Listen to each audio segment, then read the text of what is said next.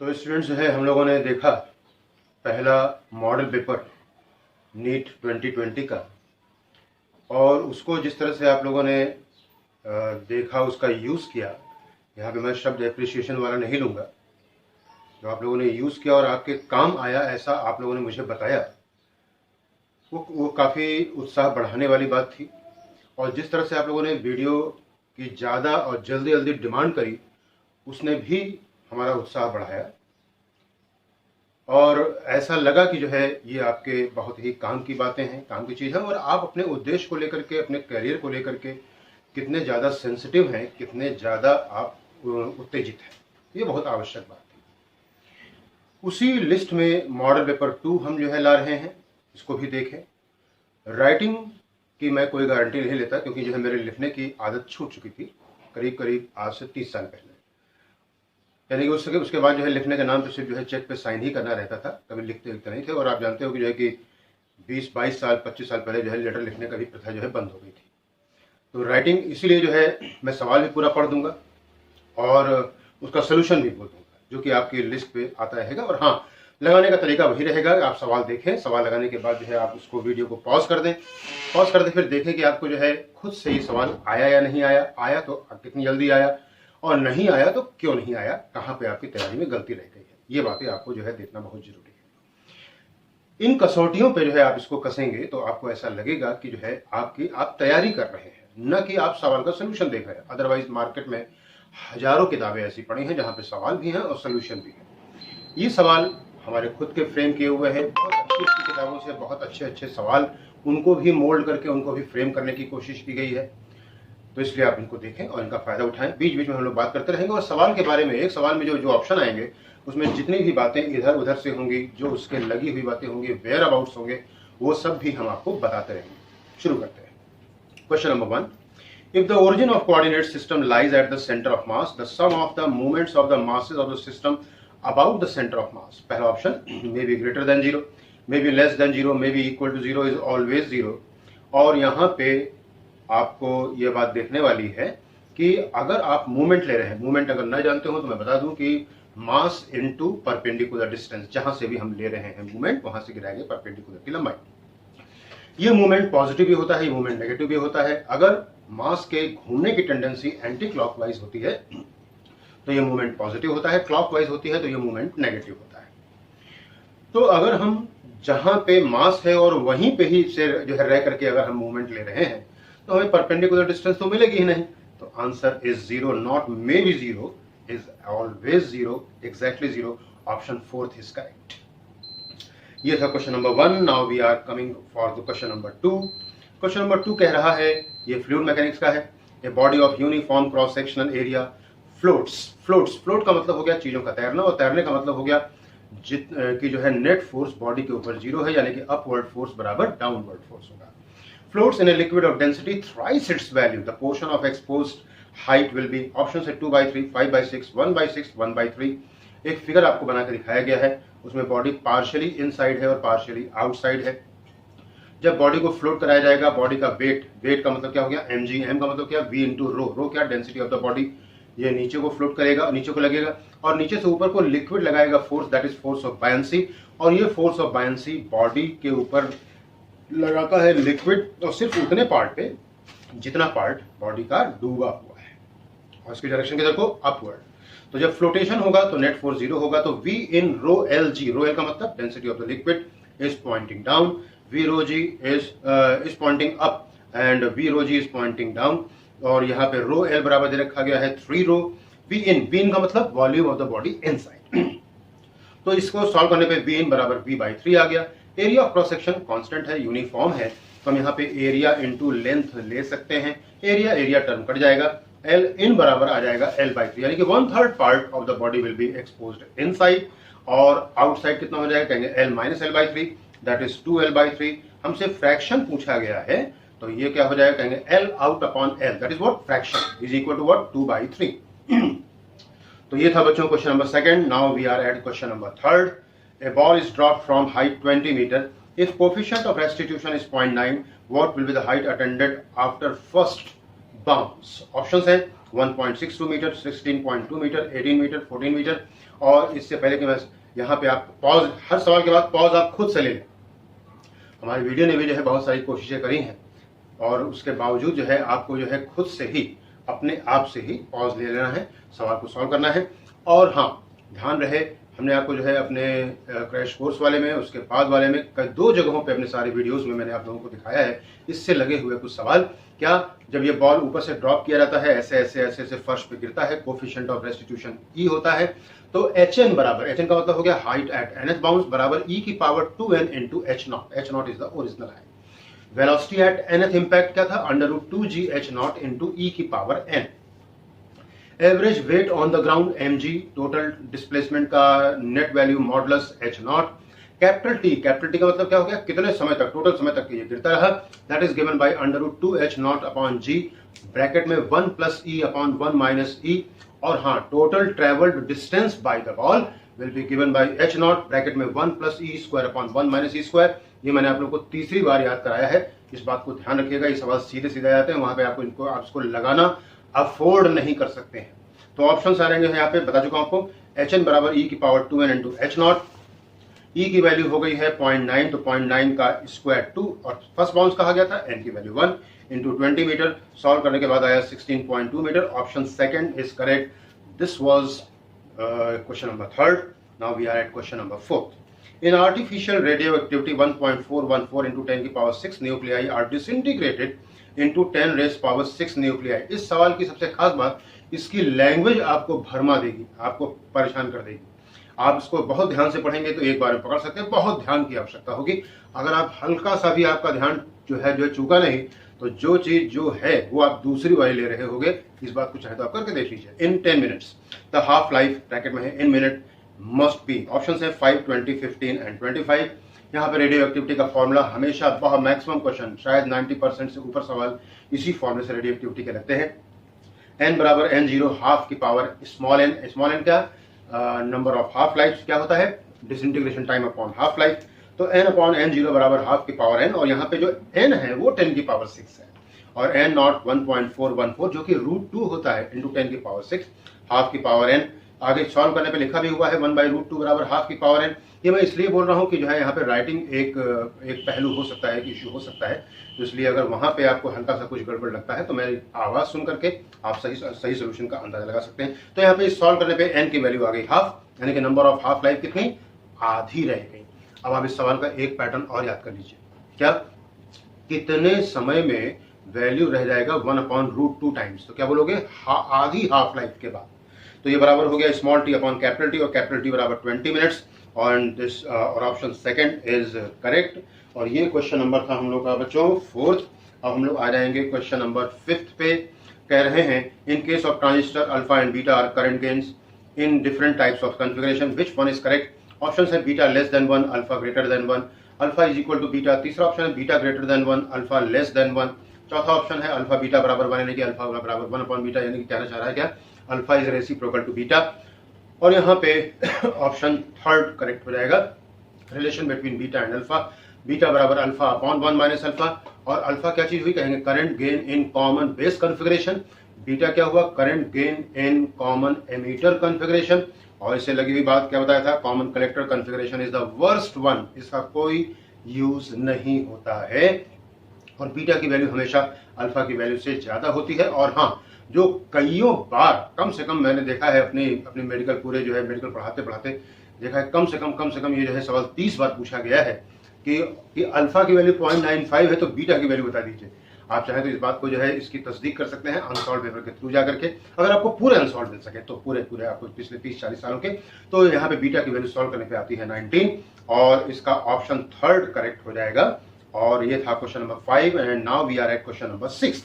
In the nuclear reaction 92U238 Z thorium A plus 2He4, the values of A and Z are।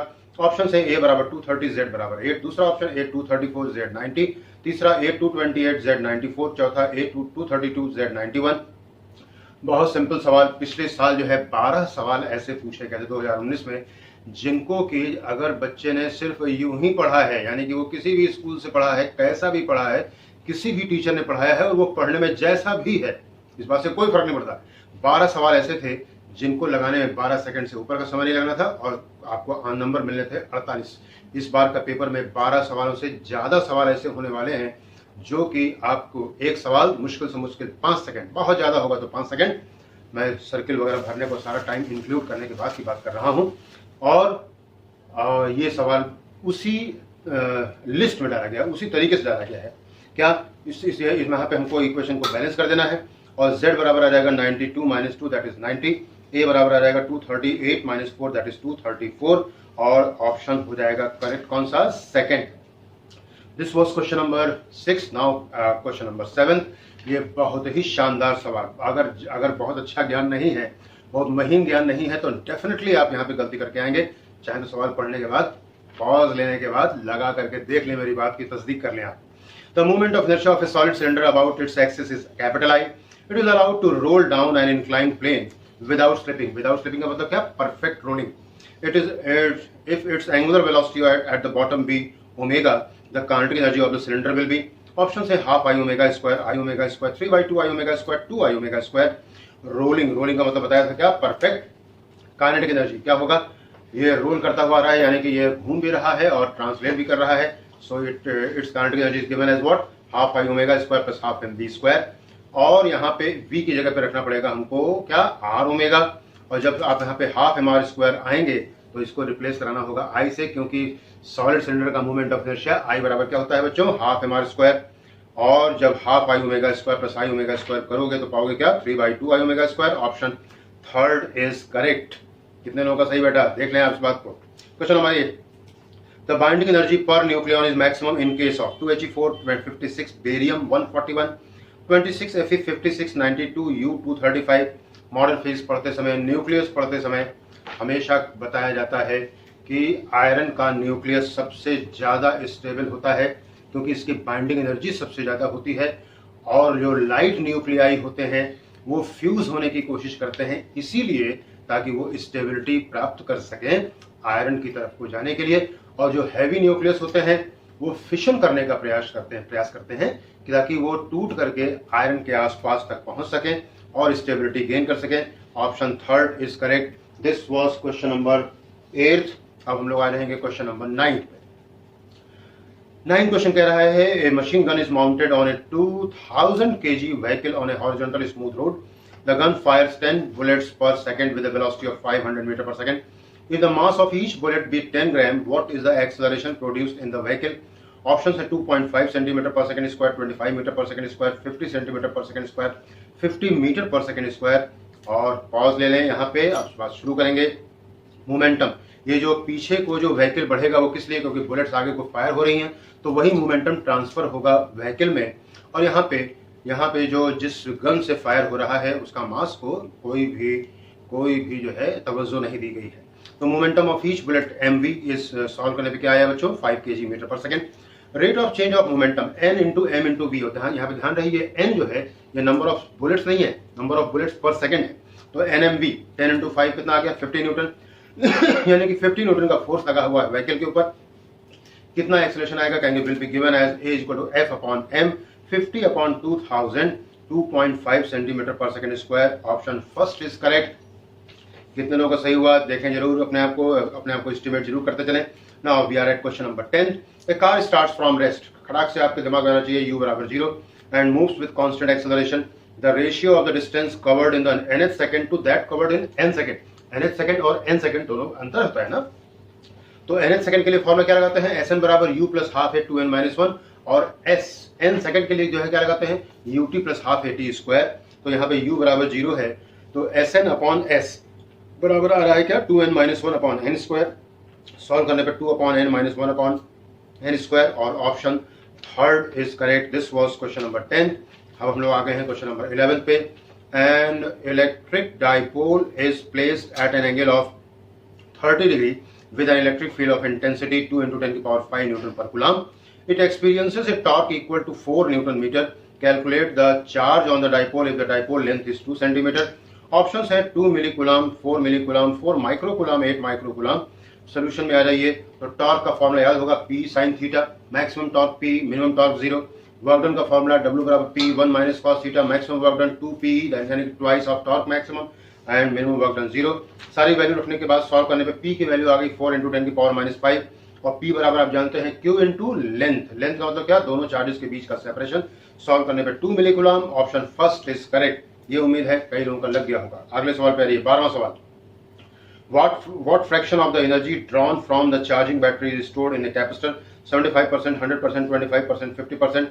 देख लें अपने आप को सवाल सॉल्व करने के बाद क्या आपका आंसर क्या है। और अब आ रही है कितने बार, कईयों बार बताया गया है कि work done by battery QV होता है और stored energy by capacitor half QV होता है। यानी कि जितना बैटरी वर्क करती है उसका आधा पार्ट स्टोर होता है और आधा पार्ट लॉस होता है। करेक्ट आंसर यहाँ पे 4th हो जाएगा। आपका क्या आंसर था ये बात जरूर देखें और बताएं भी। आगे आ जाइए क्वेश्चन नंबर 13 पे आ जाएंगे हम लोग। ये था हम लोग का question number 12। Now we are at 13। If a dielectric substance is introduced between the plates of a charged air gap capacitor. ध्यान से देखें क्या कह रहा है, charged air gap capacitor, the energy of the capacitor will. पहला option है decrease, दूसरा रिमेन अनचेंज, तीसरा इंक्रीज, चौथा फर्स्ट डिक्रीज देन इंक्रीज। यहाँ पे चूंकि कैपेसिटर चार्ज है इसलिए एनर्जी का फॉर्मूला आपको लगाना ही पड़ेगा Q²/2C। पहले इनिशियल स्टेज पे ये Q²/2C0। और हाँ, अगर बैटरी कनेक्टेड है तो पोटेंशियल कांस्टेंट, बैटरी डिसकनेक्टेड है तो चार्ज कांस्टेंट, कई बार आप जान चुके हैं। और U बराबर हो जाएगा Q²/2C और C बराबर हो जाएगा KC0। U0/U बराबर K हो जाएगा, U बराबर U0/K। अगर चार्ज कैपेसिटर था, डाइलेक्ट्रिक डाला गया, एनर्जी कम हो जाएगी। अगर ये चार्ज नहीं था, बैटरी कनेक्टेड था तो एनर्जी बढ़ जाएगी। ये सारी बातें बता चुका हूँ। एक बहुत छोटा सा वीडियो मैंने डाला हुआ था, effect on different physical quantities with इंजर्शन of dielectric, hardly 2 minute से 3 मिनट का है पूरा, बहुत बड़ा सा उसमें सवाल कवर किया हुआ। This was question number 13। Now we are at question number 14। Which of the following statement is true? पहला option, insulators do not contain electron. ऐसे ही एनालाइज करते चलें, क्या ऐसा हो सकता है?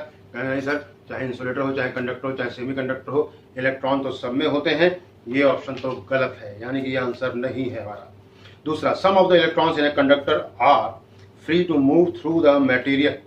कंडक्टर में कह सकते हैं कुछ इलेक्ट्रॉन फ्री होते हैं, कहेंगे ये भी गलत है, सब इलेक्ट्रॉन फ्री होते हैं। आगे थर्ड में आ रही है, conductors always contain more electrons than insulators. ये बात मानी जा सकती है, लेकिन चौथा ऑप्शन देखना पड़ेगा। The atoms in a conductor can move about those in an insulator but those in an insulator can not move. ये बात गलत है, चलते तो रहते ही हैं, हिलते तो रहते ही हैं, वाइब्रेशन तो करते ही रहते हैं। इस तरह से इन चारों में से सही आंसर बैठेगा थर्ड। आपका आंसर क्या था जरूर बताएं। Now we are at question number 15। Mechanics का सवाल, फ्रिक्शन का सवाल, laws of motion. A block of mass 2 kg is placed on the floor. The coefficient of static friction is 0.4.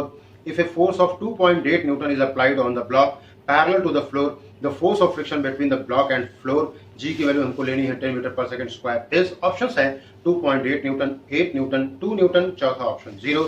Figure आपको दिखाया गया है और यहाँ पे Fs maximum static frictional force निकाल रहे हैं। तो क्या म्यू एस क्या स्टैटिक फ्रिक्शन, म्यू के क्या काइनेटिक फ्रिक्शन, म्यू आर क्या रोलिंग फ्रिक्शन। और इसका ऑर्डर भी याद कर लीजिए, mu s greater than mu k greater than mu r. Mu r क्या बताया, रोलिंग फ्रिक्शन। खैर एफ एस मैक्सिमम निकाला तो ये वैल्यू आई क्या 0.4 × 2 × 10 दैट इज व्हाट 8 न्यूटन। आपने फोर्स लगाया हुआ है 2.8 न्यूटन। क्या बॉडी हिलेगी? नहीं हिलेगी। तो क्या हो जाएगा, क्यों नहीं हिलेगी? क्योंकि 2.8 न्यूटन हमने फोर्स लगाया हुआ है और 8 न्यूटन का ये लगा सकता है फोर्स, तो उसने 8 न्यूटन में से 2.8 न्यूटन का ही फ्रिक्शनल फोर्स लगा दिया है। आंसर आपका 2.8 न्यूटन हो गया है, ऑप्शन फर्स्ट इज करेक्ट। लेकिन ध्यान रहे यहाँ पे 8 न्यूटन था क्या मैक्सिमम, तो अगर 7 न्यूटन आपने लगाया होता तो आंसर आपका 7 ही न्यूटन होता। 7.9 होता तो आपका आंसर 7.9 होता। 8 होता तो आपका आंसर 8 होता, 8.1 होता तो सवाल का पैरा ही बदल जाता। 8.1 minus 8 into mass into acceleration कर रहे होते हम लोग। This was question number 15। अब आ रही है क्वेश्चन नंबर 16 पे, प्रोजेक्टाइल का सवाल। A ball is thrown on a staircase with the initial velocity u. It will strike with the nth step for what value of n, where b and h are the width and height of step respectively। यानी कि n का मतलब हो गया किस step पे जाकर के ये स्ट्राइक करेगा, ये इसका सवाल का आंसर है। और यहाँ पे ये ऐसे स्टेयरकेस बन जाएंगे, ये h हो गया, ये b हो गया, तो n इंटू बी। अगर nवे स्टेयरकेस जाके हिट करता है तो हॉरिजॉन्टल डिस्टेंस इज nb बराबर हो जाएगा क्या u इंटू टी। इस तरफ को कोई एक्सप्लेनेशन नहीं है। हाइट क्या हो जाएगी बच्चों, y बराबर nh और यहाँ पे u 0 हो जाएगा क्योंकि ये जो वेलोसिटी है वो हॉरिजॉन्टल है और इसका वर्टिकल पार्ट 0 हो जाएगा, बराबर हाफ जी टी स्क्वायर हो जाएगा। NH बराबर half G T square. T की वैल्यू उठा करके आप रख देंगे एक से दूसरे में और n की वैल्यू आ जाएगी 2HU square upon GB square और ऑप्शन करेक्ट हो गया आपका first. This was question number 16। Now we are at question number 17। बहुत ही कंसेप्चुअल सवाल सेंटर ऑफ मास का, लगाइएगा जरूर। आप ब्रेक लेकर के पॉज लेकर लगाएंगे जरूर, ध्यान रखिएगा और देखना है कि कितने लोगों का ये सही आंसर हो। अगर सही होता है तो जरूर मुझको जो है बताएं कि सर ये सवाल मेरा सही हुआ था। बहुत ही ध्यान से बनाया गया सवाल, सुनेंगे। If a force 10 I cap plus 15 J cap plus 25 K cap acts on a system and gives an acceleration 2 I cap plus 3 J cap minus 5 K cap to the center of mass of the system, the mass of the system is, option दे रखे गए हैं under 950 by 38, 5 root 38, under root 38 और चौथा है given data is incorrect। और pause ले लिया आपने, सॉल्व कर लिया, ऑप्शन फोर्थ इज करेक्ट हो जाएगा। कारण क्या है? कारण यह है कि एक्सटर्नल फोर्स की दिशा और एक्सेलरेशन ऑफ सेंटर ऑफ मास की दिशा एक जैसी होनी चाहिए, जो कि है ही नहीं। तो यहाँ पे जो डेटा दे रखा गया है वही इनकरेक्ट है। दोनों की दिशाएं एक जैसी होनी चाहिए और ये तभी होगा जबकि ये जो -5K आ रहा है इसमें एक्सेलरेशन में ये प्लस हो जाए या फोर्स वाले में जो +5K आ रहा है वो माइनस हो जाए।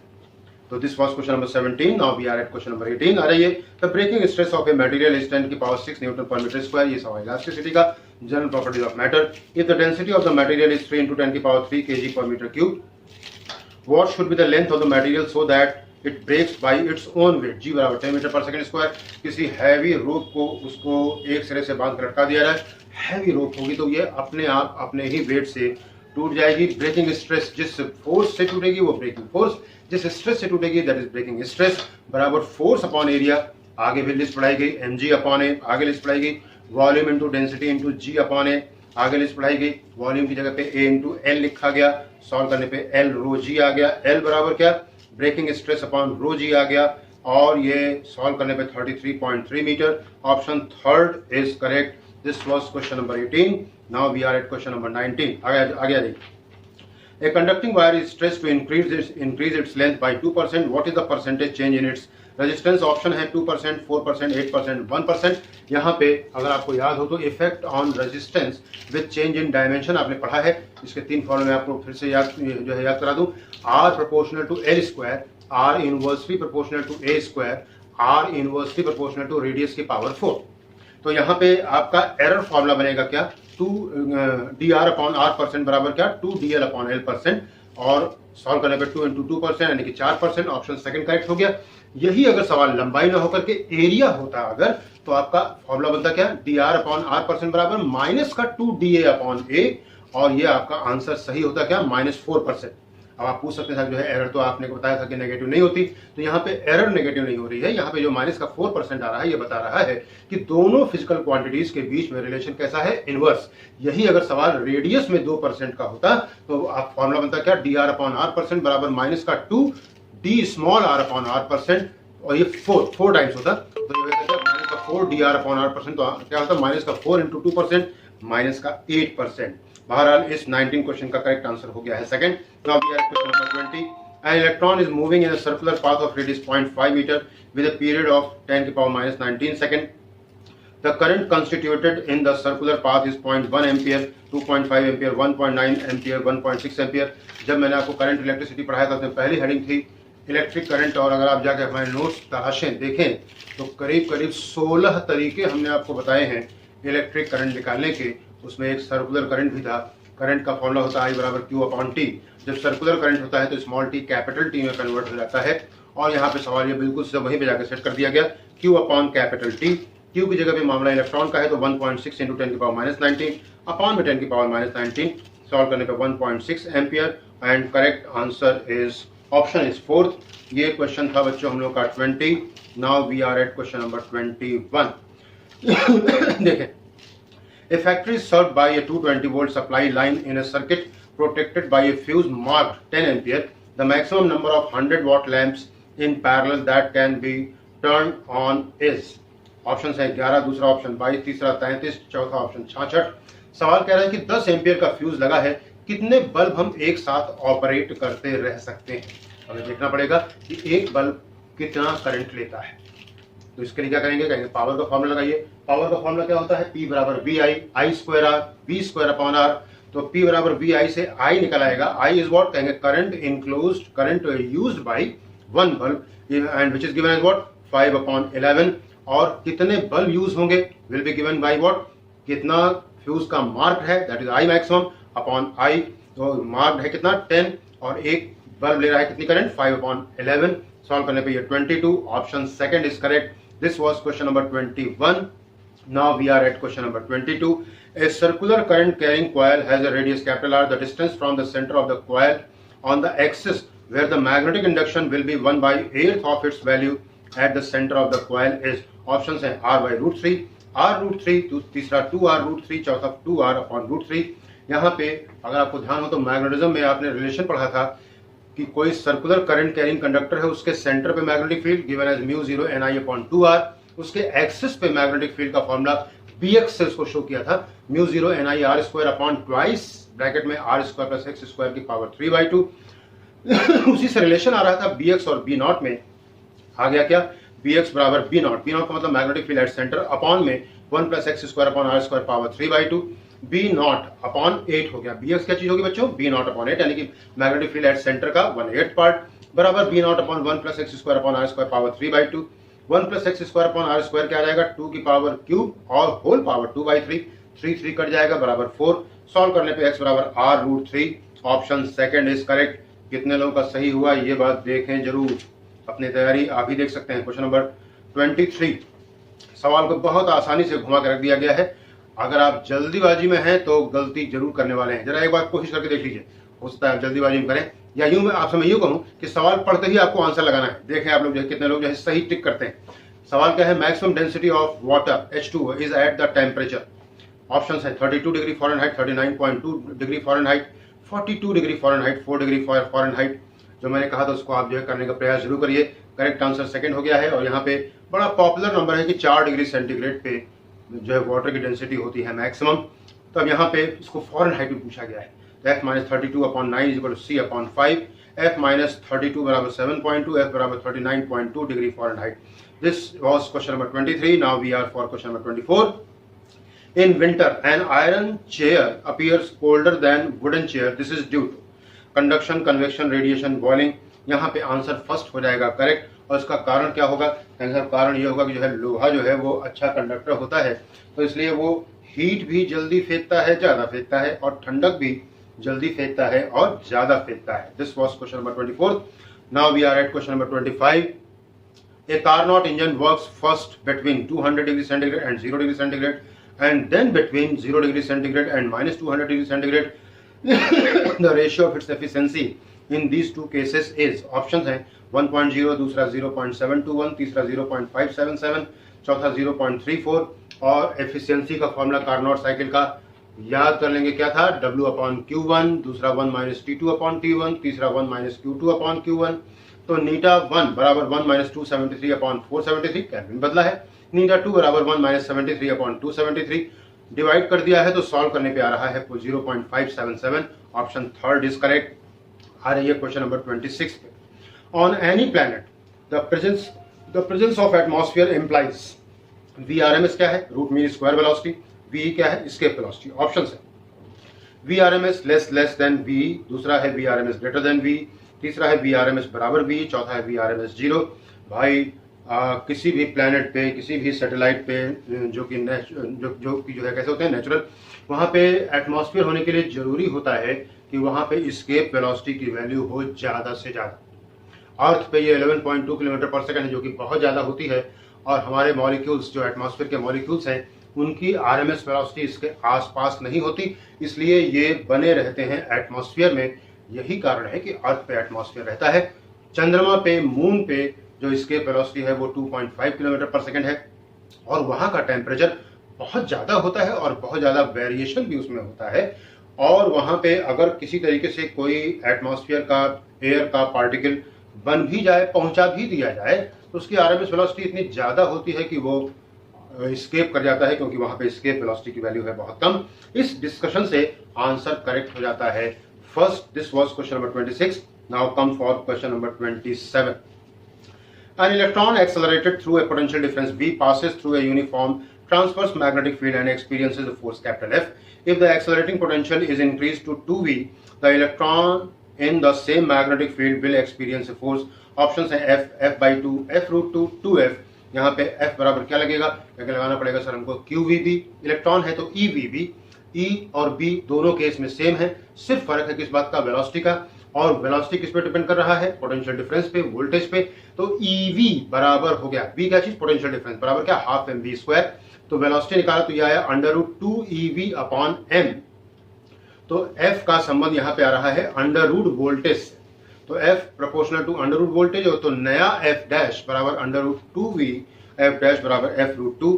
करेक्ट आंसर आपका, करेक्ट ऑप्शन आपका हो गया क्या? Third. This was question number 27, students. Now for 28. Two wires of same length are shaped into a square and a circle. If they carry same current, ratio of the magnetic moment is, options है 2:pi, pi:2, pi:4, 4:pi. और magnetic movement का formula क्या होते हैं? दो, एक small m into 2l, small m magnetic pole strength, 2l क्या चीज? Length of the magnet. और दूसरा फॉर्मूला क्या है? कैपिटल M बराबर NIA, n number of turns, I current, A area हो गया। फिगर में पहली बार में जो है उस वायर को स्क्वायर के फॉर्म में मोड़ा है, ईच साइड x है, तो L बराबर 4x हो गया, x बराबर L by 4। ms magnetic movement square shape, I into A, I into area के नाम पे side square, L square upon 16। फिर सर्कुलर फॉर्म में मोड़ा गया है, तो L बराबर 2 r, r बराबर L upon 2 pi. Magnetic movement of circular form MC, I into area, I into pi r square. और ए और रेडियस का नाम पे क्या हो गया? L अपॉन 2 पाई। तो ये आ गया हमारे पास। और सॉल्व करने पे और डिवाइड करने पे ms upon MC, pi by 4। Option third is correct. This was question number 28। और अब आप आएंगे क्वेश्चन नंबर 29 पे। कह रहा है ampere सर्क्यूटल law can be derived from. एक बार फिर से पॉज लीजिए और अपना अपना आंसर हिट कीजिए। ऑप्शंस हैं ओम्स लॉ, दूसरा बायो-सेवर्ट लॉ, तीसरा गॉस लॉ, चौथा कूलम्स लॉ। सही बात तो ये है, इस सवाल में कुछ खास दम था ही नहीं। मैग्नेटिज्म से लगा हुआ सिर्फ एक ही ऑप्शन दे रखा गया, दैट इज बायो-सेवर्ट लॉ। सवाल में कुछ भी खास नहीं था। अब इसको भी अगर कोई गलती करता है तो समझ लीजिए अब इसको जो है अभी वक्त है, सुधर सकता है, चीजें ठीक कर सकता है। आगे आगे आ रही है। This was question number 29। Now we are at question number 30। The area enclosed by a hysteresis loop is a measure of. पहला ऑप्शन रिटेंटिविटी, दूसरा सस्केप्टिबिलिटी, तीसरा एनर्जी लॉस पर साइकिल। यहाँ पे देखिए लॉस की जो है जो हमने राइटिंग करी है वो क्या कितनी भयानक है। चौथा है परमिएबिलिटी। और यहाँ पे जो हिस्टेरेसिस कर्व की बात की गई है वो सिर्फ फेरोमैग्नेटिज्म के लिए है।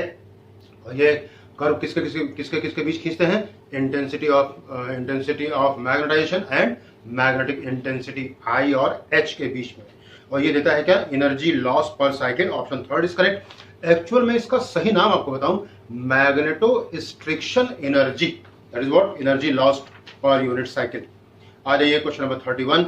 If two SHMs are represented by equation y1 बराबर 10 sin ब्रैकेट में 3 pi t plus pi by 4 bracket बंद एंड y2 इक्वल टू 5 बाहर ब्रैकेट में sin 3 pi t plus √3 cos 3 pi T और ब्रैकेट बंद। The ratio of their amplitudes is, पहला option है 2:1, दूसरा 1:2, तीसरा 1:1, चौथा 1:√2। कंपेयरिंग विद स्टैंडर्ड इक्वेशन, तो y1 बराबर y बराबर a sin omega t plus 5 इसको आप जो है कंपेयर करेंगे तो a1 बराबर साफ दिख रहा है क्या? 10 है। और a2 बराबर क्या हो जाएगा? कहेंगे 5i cap plus 5√3j cap. और इसका मॉडुलस निकालेंगे तो ये भी 10 यूनिट आएगा। a1:a2 is equal to what? 1:1। This was question number 31। Now we are at 32। 3 waves of equal frequencies having amplitude 10 cm, 4 cm and 7 cm arrive at a given point with successive phase difference of 90 degree. The amplitude of the resulting wave in centimeter is given by, options है 7, 6, 5, 4। हर एक का successive के बीच का phase difference 90 degree है। तो 10 centimetre को अगर मैं 0 डिग्री फेज पे ले लूँ तो 4 सेंटीमीटर 90 डिग्री फेज पे और 7 सेंटीमीटर चला जाएगा 180 डिग्री फेज पे। 10 और 7 का रिजल्टेंट 3 हो जाएगा, 4 सेंटीमीटर 90 डिग्री पे और इनका वेक्टर बनेगा 3i cap plus 4j cap. Modulus निकालेंगे तो √9 plus 16 that is √25। 5 centimetre. Correct option is third. This was question number 32। Now we are at question number 33। और 33 क्वेश्चन का कहना है क्या? A small piece of metal wire is dragged across the gap between the poles of a magnet in 0.4 second. If change in magnetic flux in the wire is 8 into 10 की power minus 4 Weber, then EMF induced in the wire is, options है 8 into 10 की power minus 3 volt, 6 into 10 की power minus 3 volt, 4 into 10 की power minus 3 volt, 2 into 10 की power minus 3 volt. बहुत simple question, ये बराबर d5/dt। n का यहाँ पे जिक्र नहीं, क्योंकि n की वैल्यू क्या 1 है, क्योंकि सवाल ने भी जिक्र नहीं किया। सॉल्व करने पे आपकी वैल्यू आएगी 2 इंटू 10 की पावर माइनस 3 वोल्ट और option 4 is correct. Question number 34, electromagnetic waves do not transport energy, charge, movement, information. Correct answer charge. बाकी तीनों चीजें ये ट्रांसपोर्ट करता है। और इंफॉर्मेशन पे तो आप देख रहे हैं आपकी देखिए पूरा का पूरा नेट की दुनिया ही चल रही है। Now we are at question number 35। A ray of light falls on a transparent glass slab with refractive index of 1.62. The angle of incidence for which the reflected and refracted rays are mutually perpendicular is, options है tan inverse 1.62, sin inverse 1.62, cos inverse 1.62, none of these। यहाँ पे point of polarisation होता है, angle of polarisation होता है कि जब light जो गिरती है वो पोलराइज हो जाती है तो रिफ्लेक्टेड और रिफ्रैक्टेड रेज एक दूसरे के परपेंडिकुलर होते हैं और उस समय म्यू बराबर tan IP फॉर्मूला लगता है। इसका सवाल मैंने पिछले मॉडल पेपर में डाला था, न जाने क्यों ऐसा लग रहा है कि शायद ये सवाल एक पोलराइजेशन का सवाल हमको देखने को मिल सकता है, क्योंकि बहुत समय से नहीं आया है। IP बराबर tan इनवर्स म्यू और tan inverse 1.62। Correct answer is first. Question number 36, if the coefficient of absorption and transmission of surface are 0.73 and 0.23 respectively, the coefficient of reflection is 0.06, 0.04, 0.96, 0.24। और यहाँ पे किसी बॉडी पे जब कोई एनर्जी गिरती है तो उसका तीन तरीके से यूज होता है, एक एब्जॉर्ब होता है, एक ट्रांसमिशन होता है और एक रिफ्लेक्शन होता है। तो यहाँ पे AR plus AT plus AA, AR का मतलब रिफ्लेक्टेड, AT का मतलब ट्रांसमिटेड, AA का मतलब एब्जॉर्ब बराबर 1। सॉल्व करने पे AR की value 0.04, option second is correct. This was question number 36। Now we are at question number 37। Focal length of a lens for red colour is, आप चाहे तो एक बार अटेम्प्ट कर सकते हैं, जरूर से जरूर अटेम्प्ट करें, पॉज लिए। ऑप्शंस है same as that of violet, greater than that of for the violet, lesser than that for violet, चौथा नन ऑफ दिस। यहाँ पे आंसर जो आएगा, ऑप्शन जो आएगा करेक्ट वो second, FR is greater than FV। Red colour की focal length सबसे ज्यादा होती है, option second is correct. Question number 38, the refractive index of a material of a plano concave lens is 5/3। The radius of curvature is 0.3 metre. The focal length of the lens in air is, option है minus का 0.45 metre, minus 0.6 metre, minus 0.75 metre, minus 1.0 metre. और solve करने पे ये आ रहा है 1/f बराबर minus mu minus 1/r। सारी वैल्यू रखेंगे, f की वैल्यू माइनस का 0.45 metre, option first is correct. ध्यान रहे कॉन्केव लेंस की और कॉन्केव मिरर और कॉन्केव लेंस की फोकल लेंथ जो है नेगेटिव होती है, कॉन्केव मिरर की फोकल लेंथ जो है वो नेगेटिव होती है, कॉन्वेक्स लेंस की फोकल लेंथ पॉजिटिव और कॉन्वेक्स मिरर की फोकल लेंथ भी पॉजिटिव। क्वेश्चन नंबर 39 पे आएंगे। Choose the correct statement. पहला, beats are due to destructive interference. कभी सुना ऐसा? सुनते ही आपको जो है ऑप्शन पे हिट कर देना है, अगर नहीं सुना कभी ऐसा होता भी नहीं। दूसरा, maximum beat frequency audible is 20 hertz. गलत है, ये 10 हर्ट्ज है, क्योंकि हमारे आंखों और कानों की टाइमिंग ऑफ परसिस्टेंस 0.1 सेकंड होता है। तीसरा, beats are as a result of Doppler effect. इनका आपस में कोई दूर दूर तक रिलेशन नहीं है। चौथे पे आ जाइए, अगर मैं अगर जो है एग्जाम दे रहा होता और 3 गलत हो गए होते तो मैं चौथा पढ़ता भी नहीं, हिट कर देता, लेकिन ऐसा नहीं है, हमको यहाँ पे पढ़ना पड़ेगा।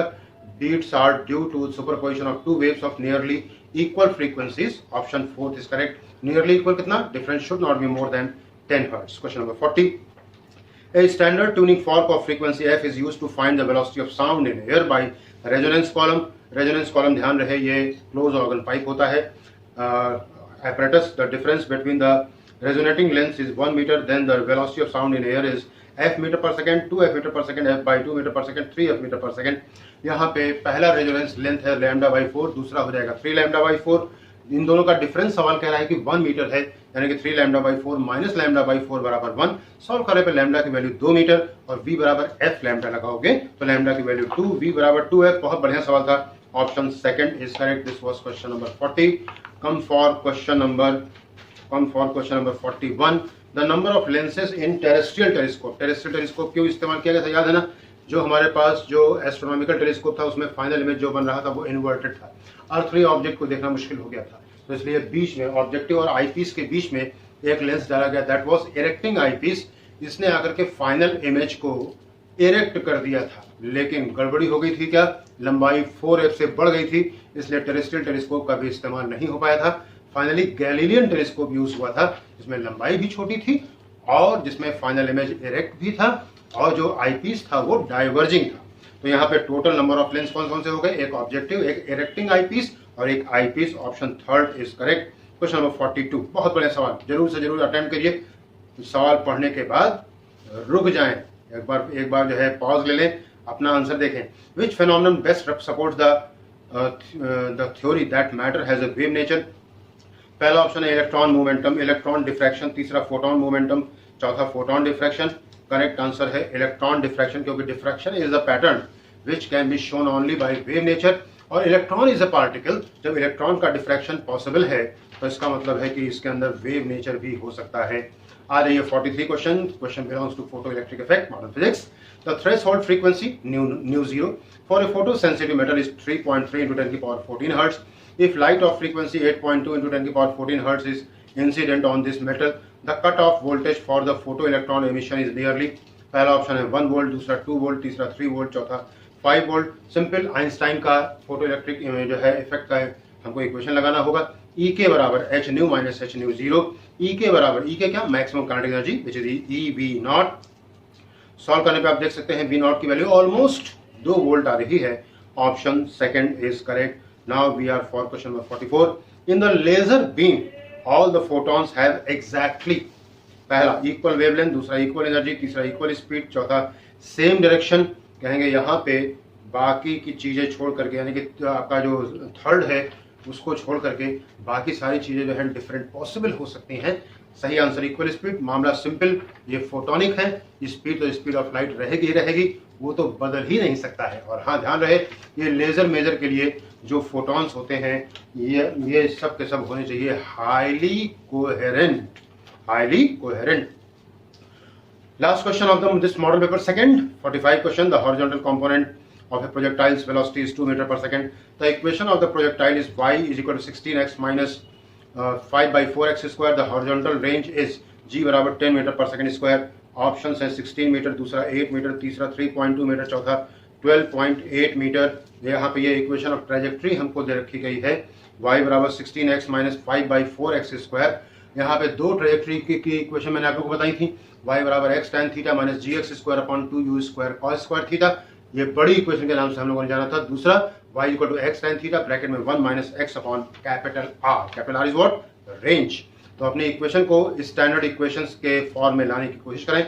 तो आ गया क्या, y बराबर 16x कॉमन, अंदर बचा 1 माइनस 5 अपॉन 64x, और जब हमने इसको कंपेयर किया तो r की वैल्यू आ गई 64 upon 5 metre, that is what 12.8 metre.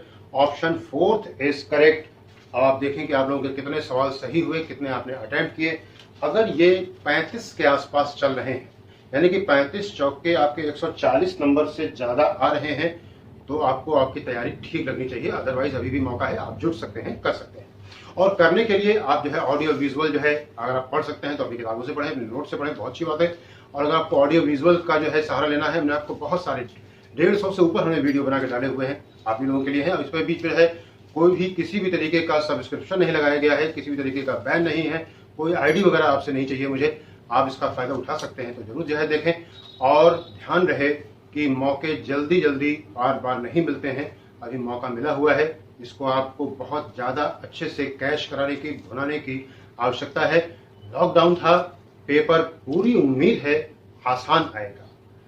Physics के पेपर से जो है, जो लास्ट ईयर का पेपर था, जिसको लोग बाग जो जाने अनजाने लोग जो है कहते थे कि पेपर कठिन था या ऐसा था वैसा था, कुछ नहीं था। पेपर में 12 चौक 48 नंबर, मैं बार बोल रहा हूँ, बहुत ही सिंपल आपको मिल जाने थे। और अगर आपने थोड़ा बहुत भी पढ़ रखा है तो आपको हर हाल में 80 नंबर तो आपको यहाँ से आ ही जाने चाहिए थे, जो कि आपको ले जाते हैं करीब 128-130 के, जो कि काफी पर्याप्त होते हैं सिलेक्शन के लिए। फिलहाल ये आपका मॉडल पेपर सेकंड आपके पास है, इसका आप कितना फायदा उठाते हैं जरूर देखें, और इसको ये आपको कितना फायदा पहुंचाया जरूर हमें बताएं। इन्हीं बातों के साथ में all the best, God bless you.